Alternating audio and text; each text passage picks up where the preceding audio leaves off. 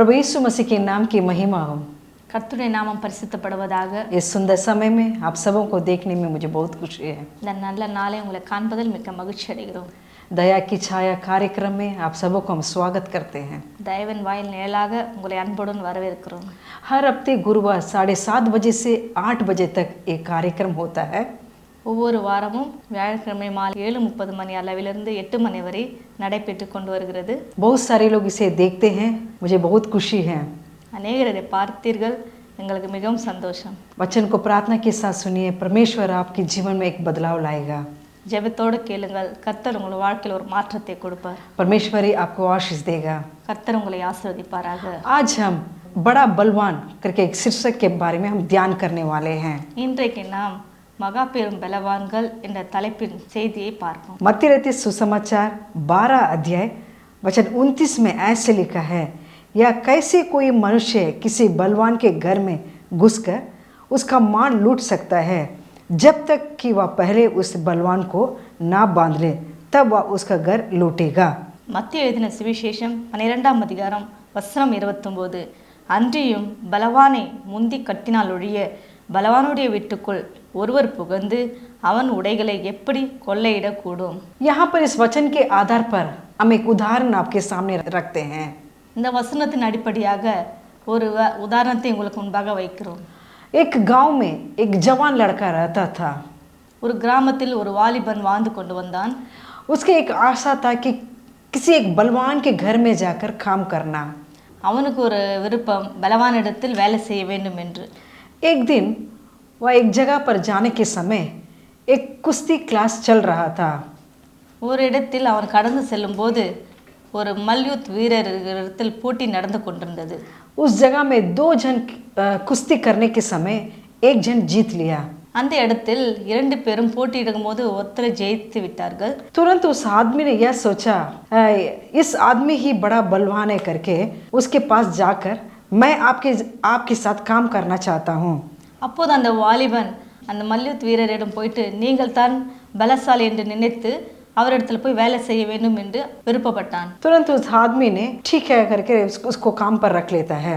சரி, நீ என்னிடத்தில் சேர்த்துக்கொள் என்று அவன் கூறிவிட்டான். कुछ महीने के बाद एक दिन एक जंगल की ओर आधे रास्ते में दोनों जा रहे थे। சில நாட்கள் அவர்கள் இருவரும் ஒரு காட்டுக்கு வழிக்குள் கடந்து சென்றார்கள். उस जगह पर आधी दूर जाने के समय जैसे ही एक भूत की तरह एक छाया उस जगह से पार हुआ। அப்போது அவர்கள் நடந்து செல்லும்போது ஒரு ஆவி அந்த இடத்தில் நடந்து போகிறது அவர்கள் கண்டார்கள். तुरंत उस आदमी ने उसको देखकर डर गया। உடனே அந்த பலசாலி அதை பார்த்தோன்னே பயந்து விட்டான். उसने यह कहा, अरे तुम तो बड़ा बलशाली कर मैंने जानता था, तुम एक भूत को देखकर तुम डर गया। ஐயோ, என்ன இது, நான் நீ பலசாலி என்று நினைத்து உன்னிடத்து நான் வேலை செய்தேன், நீ என்ன இப்படி நடுங்கிறாய். तुरंत उसने क्या किया, उस जगह से उस काम को छोड़कर वह वापस बाहर निकल गया। உடனே அந்த வாலிபன் அவனிடத்திலிருந்து வேலை செய்தது வெளியே வந்து விட்டான். तुरंत उस आदमी ने क्या, उस जवान लड़के ने उस प्रेत आत्मा से उनके पास जाकर काम करने के लिए चला गया। உடனே அந்த வாலிபன் அந்த இடத்தை விட்டுட்டு சாத்தான் இடத்தில் போய் வேலை செய்ய ஆரம்பித்தான். उसने उस जवान लड़के ने जाकर कहा, आप ही बड़ा बलशाली है, इसलिए आज से मैं आपके साथ काम करने वाला हूँ। உடனே அந்த வாலிபன் அந்த சாத்தானிடம், நீ தான் பலசாலி, நான் உன்னிடம் இனிமேல் வேலை செய்வேன் என்று சொல்லி அவனிடத்தில் வேலை செய்தான். बहुत महीने के बाद एक दिन उन दोनों ने एक गांव की ओर जा रहे थे। சில நாட்கள் கழிந்து அவர்கள் இருவரும் ஒரு கிராமத்து வழியாக சென்று போனார்கள். उस जगह पर एक झोपड़ी में एक जन प्रार्थना कर रहा है। அந்த இடத்துல ஒரு குடிசை வீட்டுல ஒருத்தர் பிரேயர் பண்ணிட்டு இருந்தாங்க. उस प्रार्थना को सुनकर इस सातान ने डरने लगा। உடனே அந்த சாத்தான் உடனே பயந்து விட்டான். तब उसने इस जवान लड़के ने देखा, अरे तुम यहाँ पर आके भी तुम डरने लग गया। உடனே அந்த வாலிபன், என்ன நீ பலசாலின்னு நினைத்தேன், இப்போது நீ பயந்து விட்டாயே என்றான். तुरंत उस शैतान ने क्या कहा, सबसे बड़ा बलशाली इस जगह पर है। உடனே அந்த சைத்தான், பெரிய பலசாலி இந்த இடத்துல இருக்கிறது என்று கூறினான். तुरंत उसने क्या किया, उस शैतान के पास से छोड़कर उस गांव के उस झोपड़ी के अंदर जाने लगा। உடனே அந்த வாலிபன் அந்த இடத்தை அந்த சாத்தானை விட்டு உடனே அந்த ஏழை வீட்டுக்குள் கடந்து சென்றான். उस अंदर जाके देखने के समय एक जन इतना दुबला पतला होकर प्रार्थना कर रहा है। அந்த வீட்டுக்குள் அந்த வாலிபன் போய் பார்த்தான். அப்போது ஒரு மனிதன் ஏழை மனிதன் ஜெபித்து கொண்டிருந்தான். उसने कहा उस आदमी के उस विश्वासी के पास जाकर कहा आप ही बड़ा बलशाली है। அப்போது அந்த வாலிபன் அந்த ஏழை விசுவாசியிடம் சொன்னான் நீதான் பலசாலி என்று. तुरंत उसने क्या कहा नहीं मैं बलशाली नहीं हूँ हमसे भी बलशाली एक है वही है हमारा प्रभु यीशु मसीह। அந்த வாலிபன் அவரிடத்தில் போயிட்டு நீதான் பலசாலி என்று கூறினான். அப்போது அந்த ஏழை விசுவாசி நானல்ல பலசாலி என்னில் இருக்கிறவர் பெரியவர் என்று கூறினான். सचमुच हमारे परमेश्वर बलशाली है। உண்மையாகவே நம்முடைய ஆண்டவர் பெரியவர். उस आदमी ने उस जवान लड़के को परमेश्वर के सुसमाचार सुनाया।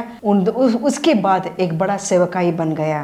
அந்த ஏழை விசுவாசியும் அந்த வாலிபனும் இரண்டு பேரும் சேர்ந்து ஊழியத்தை செய்வோம் என்று அந்த வாலிபன் உண்மையாகவே ஊழியம் செய்யணும் என்று நினைத்து அவருடன் சேர்ந்து ஊழியம் செய்ய ஆரம்பித்தான். दुनिया में रहने वाले सबसे बड़ा हमारा प्रभु यीशु मसीह है। உலகத்தில் இருக்கிறவர் காட்டில் நம்மில் இருக்கிறவர் பெரியவர். उस आदमी ने तय किया आज से मैं परमेश्वर की सेवकाई करूंगा। அந்த வாலிபன் முடிவு பண்ணா இனியிலிருந்து நான் ஆண்டவருக்காக ஊழியம் செய்வேன் என்று. हमारे प्रिय लोगों हम कभी भी शैतान को देखकर डरना नहीं है। நம்முடைய சகோதர சகோதரிகளே நாம் எதை கண்டு பயப்பட தேவையில்லை. दुनियादारी लोग शैतान को बलवान समझते हैं लेकिन हमें हमारा परमेश्वर ये सच्चा बलवान है। உலகத்தார் சாத்தான் தான் பலவான் என்று நினைத்து கொண்டிருக்கிறார்கள். ஆனால் நம்மில் இருக்கிற ஆண்டவர் தான் பெரியவர் பலசாலி. क्योंकि शैतान के सामर्थ को चूर चूर करने के लिए परमेश्वर ने हमें बुलाया है। அவருடைய வல்லமை அதமாக்க அவரை காட்டிலும் பெரிய பலவான்கள் நம்மை கர்த்தர் வைத்திருக்கிறார். मीका 3:8 में ऐसा लिखा है परंतु मैं जो यहोवा की आत्मा से शक्ति न्याय और पराक्रम पाकर परिपूर्ण हूँ। மீகா 3:8 கர்த்தருடைய ஆவி அருளின பலத்தினாலும் நியாயத்தினாலும் பராக்கிரமத்தினாலும் நிரப்பப்பட்டிருக்கிறேன். आज हम 4 प्रकार के बलवान के बारे में देखने वाले हैं। இன்றைக்கு நாம் 4 விதமான பலவான்கள் குறித்து பார்ப்போம்.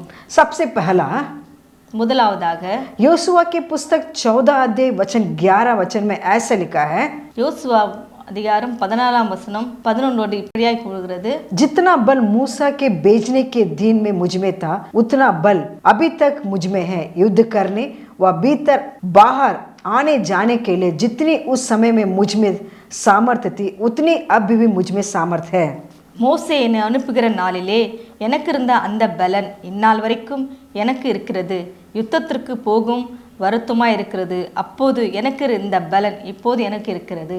यहाँ पर कालेब के बारे में हम देखने वाले हैं। இன்று நாம் காலேபை பற்றி பார்ப்போம். कालेब उम्र में उसका उम्र 85 उम्र था फिर भी वह बलवान था। காலேப் வயது 85 இருந்தாலும் அவன் பலவானா இருந்தான்.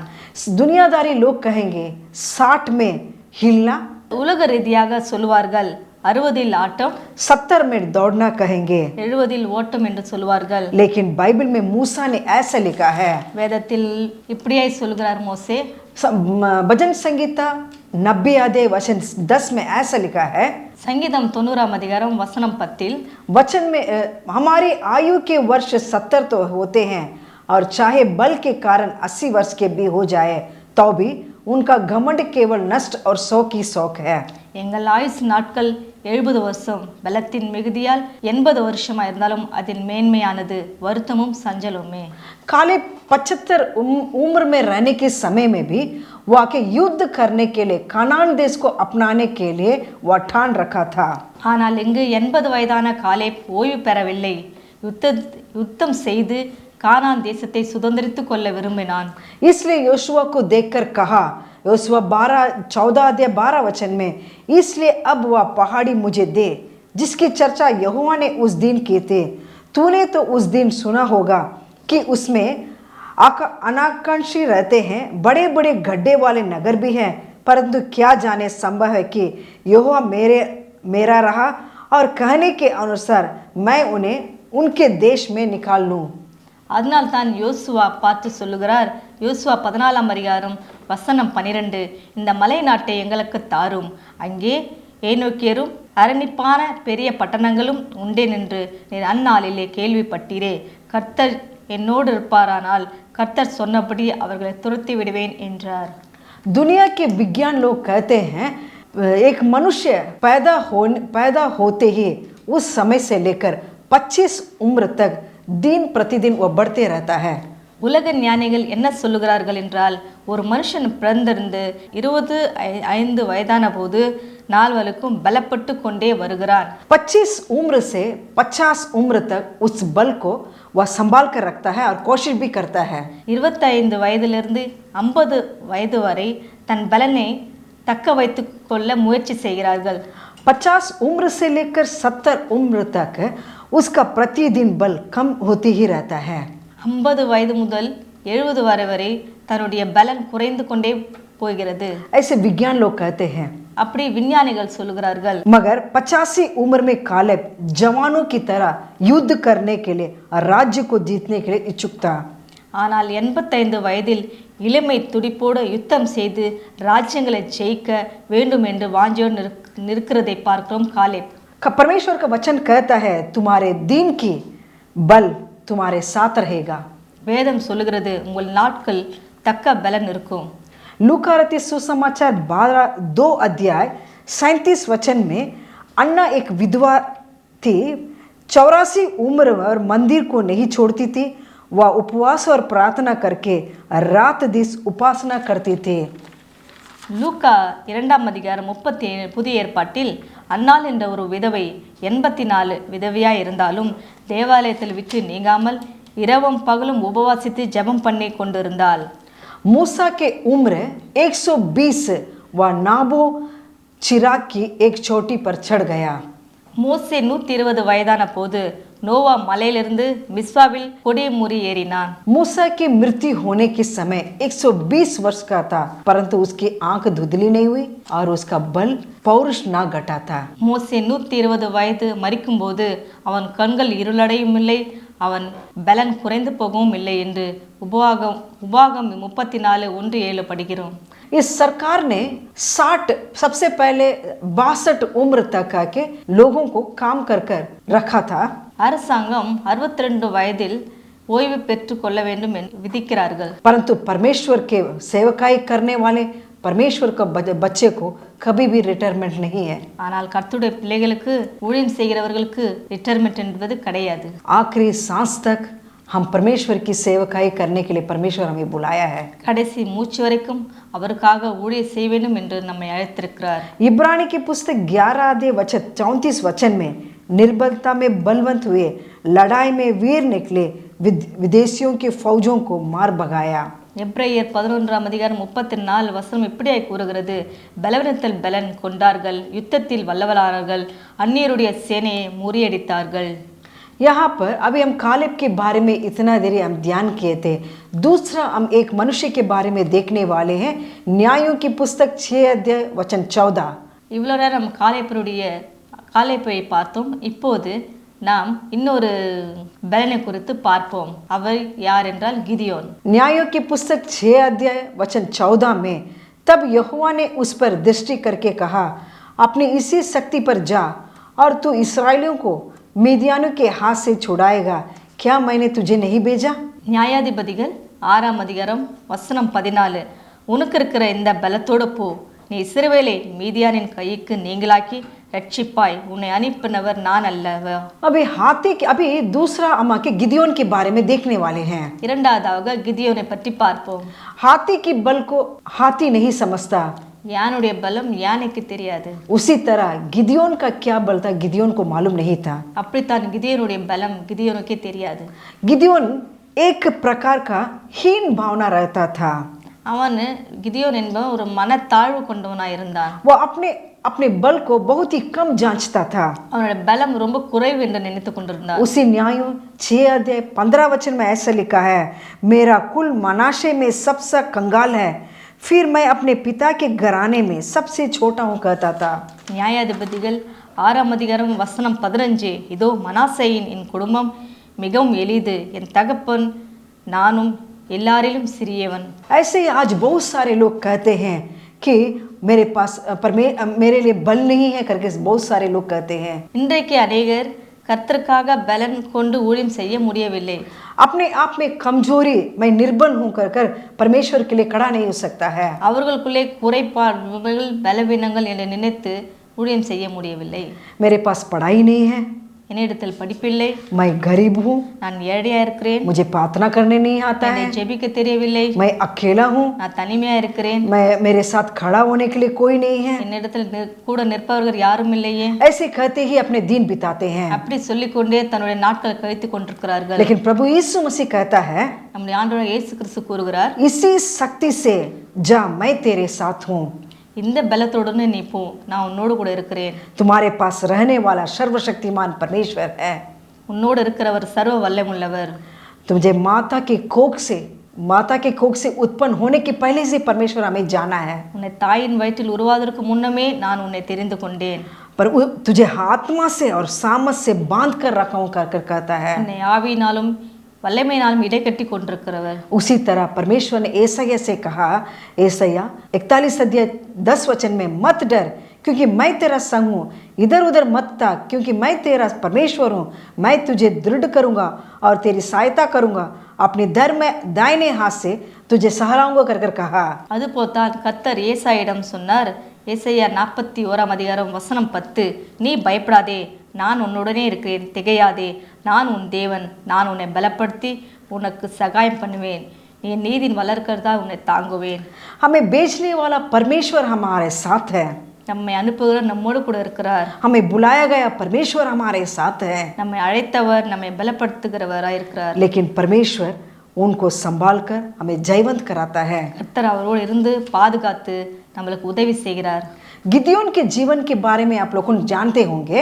இதனோட வாழ்க்கையை நீங்கள் அறிந்திருப்பீர்கள். 300 लोगों को बुलाकर वह समुद्र की बालों के तिनकों किनारे सामने गिनती के बाहर थे। 300 பேரை அழைத்து கொண்டு போய் கடற்கரை மணலத்தனையாய் தலானி மீதியானை எளிதாய் முறியடித்தான். इन 300 लोगों को लेकर ही वह सारे लोगों को मूर्छित किया। இந்த வெறும் 300 பேரை கூப்பிட்டு கொண்டு போய் எல்லாரும் முறியடித்தான்.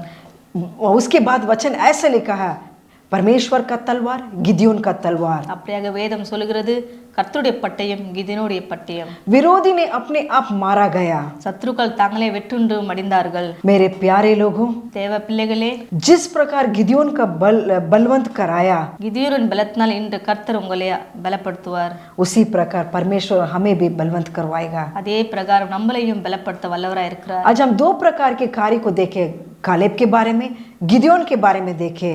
2 விதமாக பார்த்தோம், காலேப்பும் கிதியோனு குறித்து. तीसरा हम देखने वाले हैं एलिया के बलवंत के बारे में। மூன்றாவதாக எலியாவின் பலனை குறித்து பார்ப்போம். पहला राजा 19 अध्याय 8 वचन में, 1 ராஜாக்கள் 19 அதிகாரம் வசனம் 8, तब उसने उठकर खा पिया और उसी भोजन बल पाकर 40 दिन रात चलते चलते परमेश्वर के पर्वत ओरेब को पहुंचा। அப்போது அவன் எழுந்திருந்து புசித்து குடித்து அந்த போஜனத்தின் பலத்தினால் 40 நாள் இரவும் பகல் ஓரே பெண்ணும் தேவனுடைய பர்வதம் மட்டும் கடந்து போனான். यहाँ एलिया के अंदरूनी परमेश्वर का बल के बारे में देखेंगे। இப்போது தேவ பலத்தால் இடை கட்டுக்கொண்ட ஏலியாவை குறித்து பார்ப்போம். परमेश्वर के लिए उत्साही आग की तरह जलने वाला है एलिया। எலியாவின் உள்ளான மனுஷனின் தேவ பலமும் தேவ வைராக்கியமும் அக்னி கொளுத்திவிட்டு எரிந்து கொண்டிருந்தது. परमेश्वर ही सच्चा परमेश्वर है कहकर वह बल बांध कर रखा था। கர்த்தரே தெய்வம் என்பதை நிரூபிப்பதற்காக தேவ பலத்தால் தன்னை இடை கட்டி கொண்டிருந்தான். करमेल पर्वत पर बाल नबियों और एलिया के बीच में मुकाबला हुआ, एलिया जय पाया। கர்மேல் பர்வதத்தில் பாகால் தீர்க்கதரிசிகளுக்கு எலியாவை கடந்து பெரிய போட்டியை எலியா வெற்றி பெற்றான். 450 बाल नबियों को अपने खुद की आंतों से उसने मरवा डाला। 450 பாகால் தீர்க்கதரிசிகளை தன் கைகளாலே வெட்டி போட்டான். उसके बाद एलिया के जीवन में एक बड़ा शौक आ गया। அதன் பிறகு எலியாவுடைய வாழ்க்கையில் ஒரு சோர்வு காணப்பட்டது.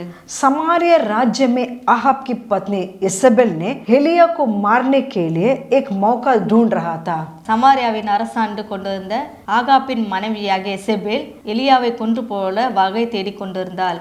एलिया के मन में थकान के कारण उसने जाऊ के पेड़ में जाकर छिप गया। எலியா மனம் நொந்து ஒரு சூறை செடி கீழ் படுத்துக் கொண்டான். वह अकेला महसूस करने लगा। அவன் தனிமை உணர்வு வாட்டி கொண்டிருந்தான். इस्राएली देश में सिर्फ एक ही वो सेवकाई है कर महसूस करने लगा। இஸ்ரவேல் தேசத்திலே நான் மட்டும் தனியாக ஊழியம் செய்கிறேன் என்று நினைத்தான். इसलिए वह कहता, प्रभु परमेश्वर मेरी आत्मा को तूने ले लो। இதனால் மனம் நொந்து கர்த்தாவே என் ஆத்துமாவை ஏற்றுக்கொள்ளும் என்று ஜெபம் பண்ணினான். परमेश्वर ने एलिया की थकान को नहीं छोड़ा। கர்த்தர் எலியாவை சோர்வுக்கு ஒப்பு கொடுக்கவில்லை. एलिया को बल देकर उन्हें दृढ़ किया। எலியாவை பலப்படுத்தி திடப்படுத்தினார். परमेश्वर के दूत को भेजा। ऐसाया 40:29 वचन में वह थके हुए लोगों को बल देता है और शक्तिहीन को वह बहुत सामर्थ्य देता है। தேவன் தன்னுடைய தேவ தூதரை அனுப்பினார். ஏசாயா 40:29 வசனம், சோர்ந்து போகிறவருக்கு அவர் பலன் கொடுத்து சத்துவம் இல்லாதவருக்கு சத்துவம் தருகிறார். परमेश्वर ने एलिया के पास कहा, तुम्हारे सेवकाई अब खत्म नहीं हुआ है। எலியாவை பார்த்து உன்னுடைய ஊழியம் முடிந்து போகவில்லை. तुम्हें जाने का दूर बहुत बड़ा है। நீ போக வேண்டிய தூரம் வெகு தூரம். तो अनेक नबियों को अभिषेक करना है। நீ அநேக தீர்க்கதரிசிகளை எழுப்ப வேண்டும். और अनेक को तो अभिषेक करना है। நீ அநேக ராஜாக்களை அபிஷேகம் பண்ண வேண்டும். तुम्हें एक बल चाहिए। உனக்கு ஒரு பலன் தேவை. वह सामर्थ का बल तुम्हें पाना है। நீ கர்த்தருடைய சத்தத்திலும் வல்லமையிலும் பலப்பட வேண்டும். यह सुन रहे आप लोग भी, இதை கேட்டுக்கொண்டிருக்கிற நீங்களும் हम भी परमेश्वर का बल पाना है। நாமும் கர்த்தருடைய பலன் பெற்றுக்கொள்ள வேண்டும். एफिसियों की पुस्तक 5:14 में इस सोने वाले जाग और मुर्दों से जी उठो। எபேசியர் 5:14 வசனத்தில், தூங்குகிற நீ விழுந்து எழுந்திரு, அப்போது கர்த்தர் உங்களை பிரகாசிப்பாராக. एलिया ने उठकर खा पिया और 40 दिन उसने दिन रात परमेश्वर के लिए चलने लगा। எலியா என்ன செய்தான்? அவன் எழுந்து புசித்து குடித்து 40 நாள் இரவும் பகலும் கர்த்தருக்காக நடந்தான். भजन संगीता 29:11 वचन में, यहोवा अपने प्रजा को बल देगा, यहोवा अपने प्रजा को शक्ति देकर आशीष देगा। சங்கீதம் 29 வசனம் 11, கர்த்தர் தமது ஜனத்திற்கு பலன் கொடுப்பார், கர்த்தர் தமது ஜனத்திற்கு சமாதானம் அருள் அவர்களை ஆசீர்வதிப்பார். चौथा और आखिरी वचन आखिरी बलवंत के बारे में देखने वाले हैं। கடைசியாக 4வது பார்ப்போம். बलवंत दाऊद, பலவானான தாவீது. यहाँ पर भजन संगीता 18:32 वचन में, यह वही ईश्वर है जो सामर्थ से मेरे कटिबद्ध बांधता है और मेरे मार्ग को सिद्ध करता है। சங்கீதம் 18 வசனம் 32, என்னை பலத்தால் இடைக்கட்டி என் வழியை செவ்வைப்படுத்துகிறவர் தேவனே. दाऊद को 2 प्रकार बल पाया था। தாவீது 2 விதமாக பலன் கொண்டான். पहला, वह परमेश्वर की आराधना करने का बल पाया था। முதலாவது யுத்தத்திற்காக பலன் கொண்டான். दाऊद 2 प्रकार के बल पाया था। एक, युद्ध में बल। தாவீது 2 விதமாக பலன் கொண்டான். முதலாவதாக யுத்தத்திற்குண்டான பலன். दूसरा, परमेश्वर की आराधना करने का बल। இரண்டாவதாக கர்த்தரை ஆராதிப்பதற்காக பலன். भेड़ों को चराते दाऊद कितना बल पाया कि वह भालू, सिंह और गोलियत को जीतकर परमेश्वर का बल पाया था। ஆடுகளை மேய்த்து கர்த்தருக்காக இவ்வளவு பலன் கொண்டு கரடியையும் சிங்கங்களையும் கோலியாத்தையும் தேவ பலத்தால் இடை கட்டினான். भजन संगीता, वही भजन संगीता 18:32 में, उससे अपने से बांधता है, ऐसा लिखा है। 29 वचन में, युद्ध में मुझे बलवंत कहता है। சங்கீதம் 18:32 என்னை பலத்தால் இடை கட்டி என்று எழுதியிருக்கிறது. युद्ध में जाने वाले सभी युद्धवीर अपने कमर कसकर बांधता है। யுத்த வீரர்கள் யுத்தத்திற்கு செல்லும் போது தங்கள் அறையை உறுதியாக கட்டி கொள்கிறார்கள். एक मनुष्य का पूरा शरीर में उसका बल कहाँ पर मिलता है? कमर में ही रहता है। ஒரு மனிதனுடைய இடுப்பில் தான் அவருடைய முழு பலன் அடங்கி இருக்கிறது. प्रभु यीशु मसीह कहता है, तू अपना कटिबंध बांध कर कहा।